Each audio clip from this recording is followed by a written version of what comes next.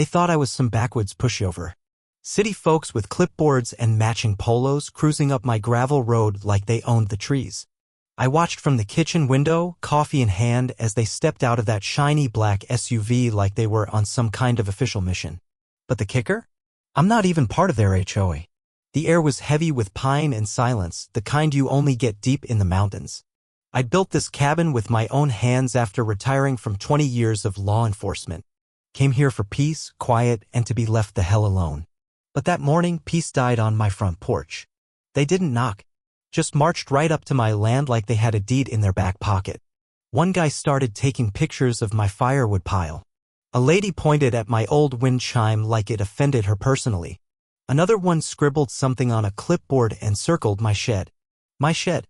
That's when I stepped outside. I wasn't yelling. I didn't need to. Just the sight of me in my boots, flannel, and holding the old Remington was enough. Not aimed. Just in hand. Safety on. But it spoke loud enough. You don't need to say much when you've got a 12 gauge in your grip and the confidence of a man who knows his rights. One of them actually dropped their phone.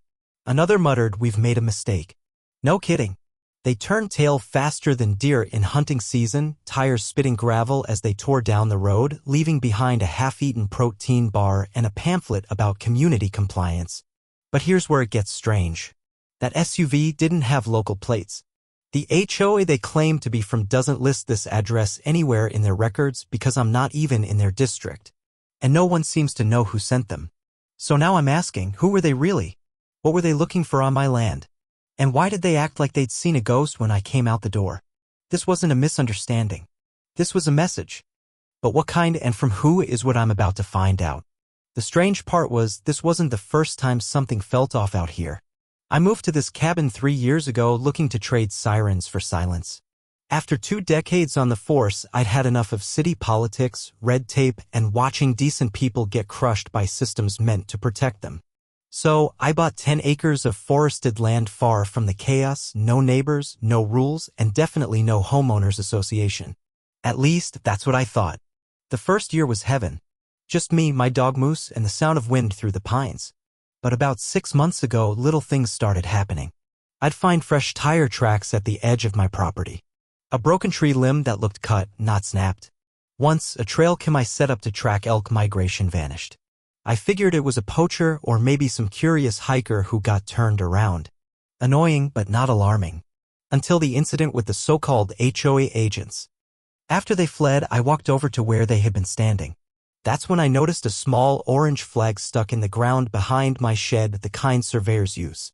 It hadn't been there yesterday. I pulled it up and noticed faint initials in marker, GP7. That meant nothing to me, but it didn't feel like a coincidence. Back inside, I dug through the old deed, land surveys, even GPS records. Everything said the same thing: my land, legally bought, no HOA, no easements. So who were these people claiming jurisdiction they didn't have? I called the county office. The clerk sounded confused. "No HOA filings anywhere near your coordinates," she said. "You sure they said your cabin?" Yeah. They were sure. Too sure. That night, I didn't sleep much. Moose kept pacing the front room, ears twitching at every creak. He's not usually the nervous type. I sat by the fire, shotgun across my lap, replaying the scene over and over, the clipboard, the photos, the way they looked at my shed. Like they were searching for something. And suddenly, a question hit me like cold water. What if this isn't about an HOA at all? Because if it isn't, then it means something worse. Something hidden. Something they thought was on my property. Whatever they were after, they didn't get it. But I have a feeling they'll be back. And next time, I won't just be watching from the window. I didn't realize how deep the rabbit hole went until the power cut out 2 nights later. It was just after sunset. I'd been reviewing the old survey maps again, trying to cross-reference that GP7 code when the lights flickered once, then everything went dark. At first, I thought it was just the grid. We get rough weather out here, and the lines aren't exactly modern. But then I stepped outside and saw the generator had been manually shut off. The switch had been flipped, clean, and deliberate. That's when I knew someone had been here. Moose was on edge, hackles raised, his nose in the air like he caught a scent I couldn't. I did a perimeter check, shotgun in hand, flashlight sweeping through the trees. Nothing. No sounds. No movement. Just cold air and a creeping sense that I was being watched. Back inside, I locked the doors, pulled the blinds, and lit the lantern. Then I noticed something else missing, my backup flash drive, the one with copies of all my property files, old emails, even some police reports I'd kept from my final years on the force. It had been hidden in a hollowed-out book on the shelf. Only someone who knew what to look for would have found it.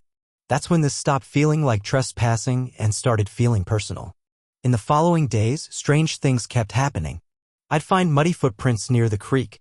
Someone left a single plastic tag on my gatepost, the kind utility companies use to mark service locations, only this one had no logo, just the number 92 Delta in faded red ink. I couldn't shake the feeling I was being mapped, like my land was part of some larger plan I wasn't meant to know about. I reached out to my old buddy from the force, Rick, now working private security out of Denver. He promised to look into the tag numbers and that survey code. Could be a shell company, he said. Or something government adjacent off the books. I didn't like the sound of that. Meanwhile, a new subplot began brewing. The local ranger, Lydia Carson, showed up at my door under the guise of checking burn permits. She was polite but persistent, asking if I'd noticed any strangers in the area or if I'd been doing any digging near the western tree line.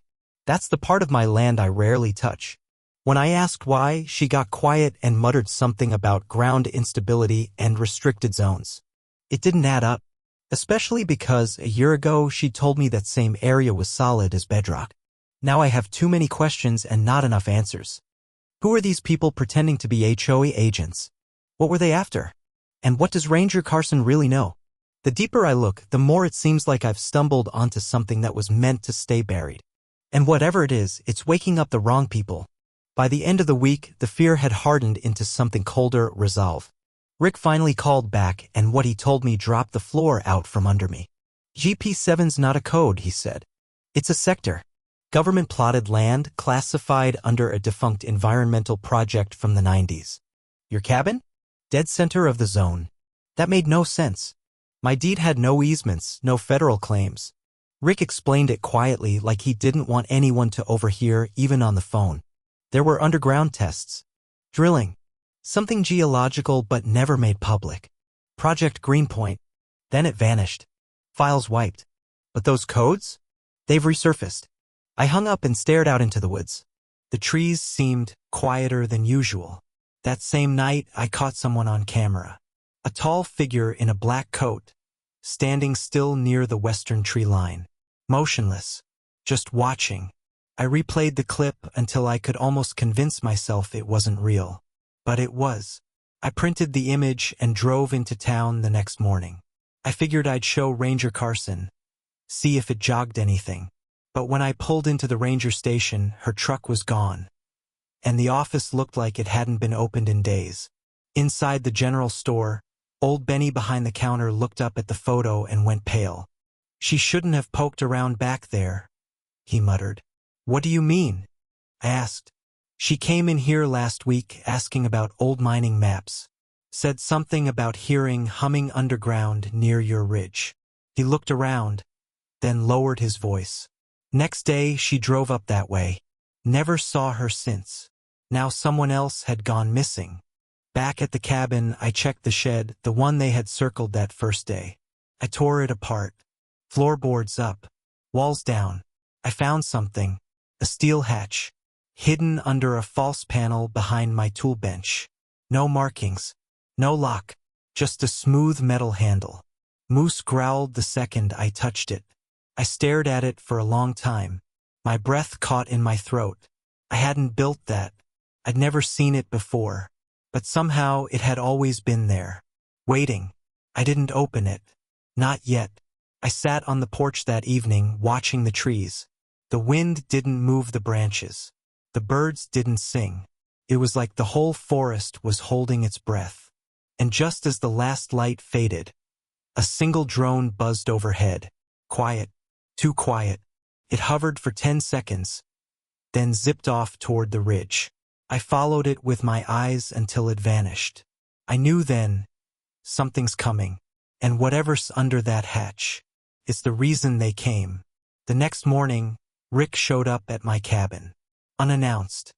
He was supposed to be in Denver. But there he was, standing on my porch like a ghost from a life I barely remembered. His SUV was caked in mud, the same reddish kind from the Westridge where the drone had disappeared. I had to come in person, he said, eyes darting to the woods. They're watching everything now.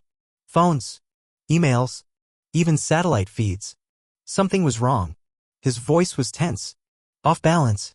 Moose didn't growl, but he didn't wag his tail either.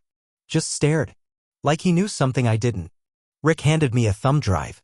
Everything I could find on Project Greenpoint. But there's more, and it's not just geological. I plugged it into my old laptop while he stood over me.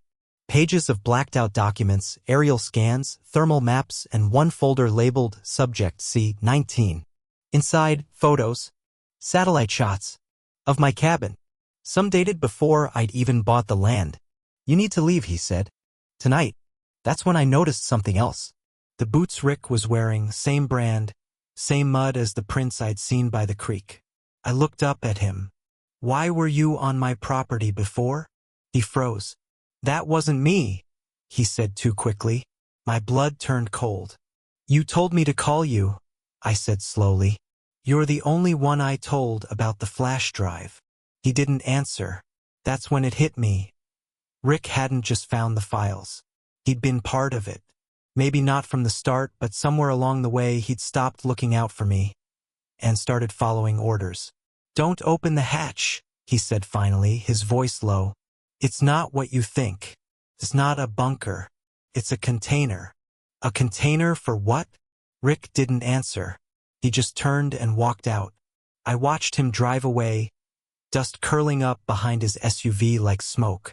I knew I'd never see him again. Inside, I stared at the laptop. One last file remained unopened. A video grainy and old. I hit play. A figure stood in the middle of the same clearing my cabin now occupied. Men in hazmat suits surrounded it. The figure didn't move. Then the screen went black and a line of red text appeared. Do not breach containment. That hatch wasn't meant to be found. But now it's too late. I didn't sleep that night.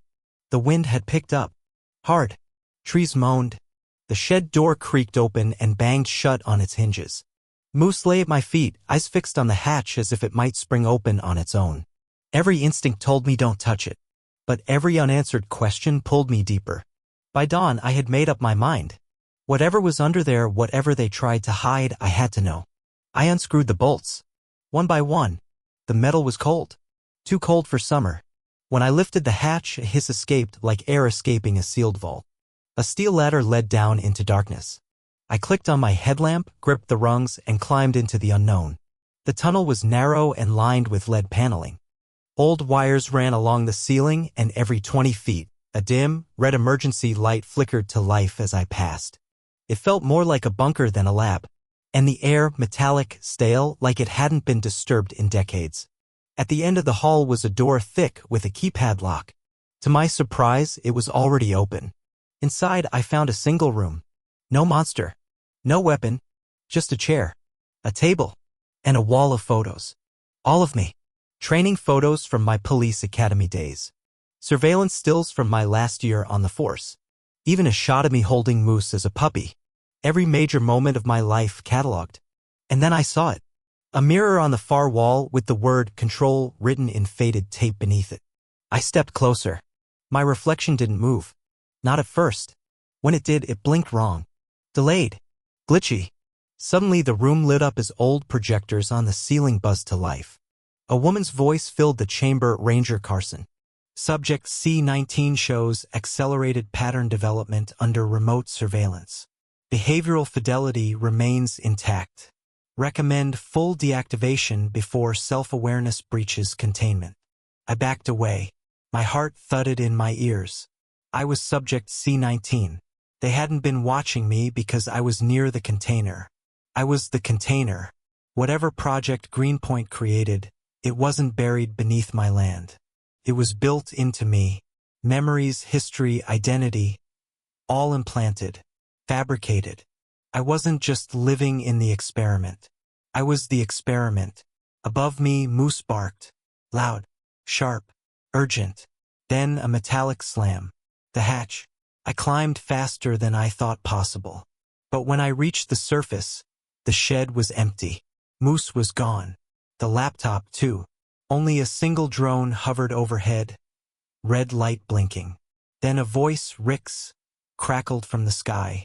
You were never supposed to wake up, brother. But now that you have, the others will too. Then silence. Just me, the forest, and the cold truth. I was never alone. I stayed in the cabin for another week. Not out of fear. Out of necessity. Everything I thought I knew had cracked open, my life, my memories, even my identity. But the strange part? I still felt like me. I still remembered catching my first fish. My mother's laugh. The day Moose came bounding into my life with a chewed-up tennis ball and two big paws. Were those false memories? Or something they let me believe in to keep me contained? Moose came back on the third night. No injuries. No signs of struggle. Just walked out of the woods like nothing happened, tail wagging slow, eyes watching me like he was trying to figure things out too. The laptop never returned. Rick was gone. So was Ranger Carson. The town pretended not to notice either of them missing. Even old Benny wouldn't meet my eye when I stopped by the store. It was like someone wiped their presence clean, or the town had learned long ago not to ask questions that got people erased. But I kept digging. I rebuilt the files from fragments on my hard drive, backed everything up twice, and mailed a copy to a journalist friend I could still trust, one who owed me for a favor we both agreed to never speak about again. I didn't expect the story to go public, but I needed the truth to exist somewhere outside my hands. That's what the story became, not a fight for survival, but for truth. For choice. I had to decide who I was now. Not who they told me I was. Not what they built me to be. Maybe the experiment was never about control. Maybe it was about watching what someone like me would do once I found out. Maybe I passed. Maybe I failed. I still don't know. But I stayed. Planted new seeds in the garden. Repaired the roof. Sat with Moose by the fire as summer bled into fall. The forest hasn't been the same, too quiet, too observant. Like it knows what I know. Like it's waiting. Sometimes I still hear the humming under the western ridge. I don't go looking. Not anymore. I'm not hunting answers now. I'm guarding them. Because someone, somewhere, will come looking again. And when they do, I'll be ready. And if you're watching this, if the story reached you, then I need you to understand one thing. You don't have to be who they told you to be. You don't have to follow the script. You can wake up just like I did. The truth may scare you, but it also sets you free.